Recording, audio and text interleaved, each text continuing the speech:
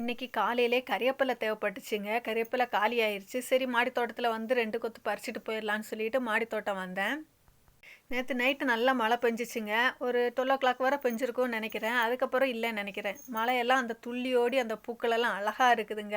எல்லா பூக்களெல்லாம் கீழ சாஞ்சுக்கிட்டே நிக்குது. அதால நிமிர முடியல. ஏன்னா மழை துளியெல்லாம் கொண்டு அந்த தண்ணி அந்த பூ மேல பட்டு அந்த பூவெல்லாம் தலை சாய்ச்சிக்கிட்டு நிக்குது. இந்த டாலியா பூவ பாருங்களேன். எல்லா பூவும் கீழே தொங்கிட்டு தான் இருக்குங்க. ஏன்னா அந்த பூவில் ஃபுல்லாக தண்ணியாக இருக்குது. அது தொட்ட உடனே கையில் ஃபுல்லாக தண்ணி தான் வந்துக்கிட்டு இருக்குது. இன்னைக்கு மொத்தமாக 5 பூ இந்த செடியில் பூத்து நிற்குதுங்க. பார்க்குறதுக்கு ரொம்ப சந்தோஷமாக இருக்குது. செடியெல்லாம் கீழே தொங்குன மாதிரி ஆயிடுச்சு. கொஞ்சம் மழை பெஞ்சிட்டு இருக்கனால கிளைமேட் வேறு இப்போ ஒரு 2 நாளாக நைட்டுக்கு மழை பெய்யுது, மத்தியானத்துக்கு வெயில் அடிக்குது. அப்படி வெயில் மழை அப்படி ரெண்டும் சேர்ந்து அப்படி வந்துக்கிட்டு இருக்குது. அப்படியே பூவையும் பார்த்துட்டு கறிவேப்பிலையை எடுத்துகிட்டு கீழே இறங்கலான்னு சொல்லிட்டு வரக்கூடிய டைம் தான் இந்த ஹனிபீயை பார்த்தேன். சரி எப்படி இருக்குதுன்னு கிட்ட கொஞ்சம் பார்க்கலான்னு பார்த்தா அந்த தேனி கூடு வைக்கிறது அது க்ளீனாக தெரியுதுங்க. அரிப்பு மாதிரி உங்களுக்கு வீடியோவில் தெரியுதான்னு தெரியல. அது அரிப்பு மாதிரி அழகாக தெரிய தொடங்குது. ஆனால் தேனி அதில் இல்லை. தேன் இல்லைங்க.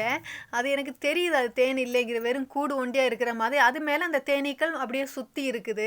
என்ன ஆகுதுன்னு தெரியல. தேனி இருக்குதா இல்லைன்னா வெறும் கூடை ஒண்டியாக வச்சுக்கிட்டு அந்த தேனி பறந்து போகுதான்னு தெரியல. எப்படி ஆனாலும் நான் அதை உங்கள்கிட்ட காமிக்கிறேன் ஸ்டெப் பை ஸ்டெப்பாக. அது இருக்குது இல்லை, தேனி கிடைக்குது இல்லை, அது பறந்து போகுதா இல்லையாங்கிறத காமிக்கிறேன். நைட்டு ஃபுல்லாக மழை பெஞ்சாலும் அந்த மழையிலேயே அப்படியே உட்காந்துருக்குது.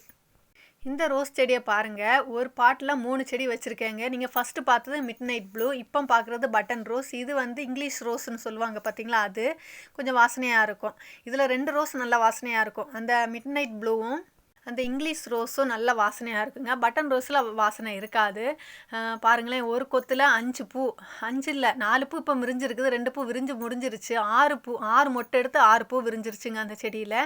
இது பாருங்களேன், ஒரு பாட்டுக்குள்ளே 3 செடி வச்சு விட்ருக்கேன். நீங்கள் நினைக்கலாம் எதுக்கு ஒரு பாட்டுக்குள்ளே 3 செடியும் வச்சு விட்ருக்கீங்க அப்படின்ட்டு. இந்த செடி நான் கடையில் போய் வாங்கின ரோஸ் இல்லைங்க. இது நான் கம்பு வச்சு திழுக்க வச்சது. இந்த ஏனா தானோன்னு ஒரு பாட்டுக்குள்ளே 3-4 கம்பெல்லாம் ஊனி வைப்போம் இல்லை, அப்படி ஊனி வச்சதில் அந்த 3 கலரும் வந்துருச்சுங்க. ஒரே பாட்டுக்குள்ளே எடுத்து நட்டுட்டேன்.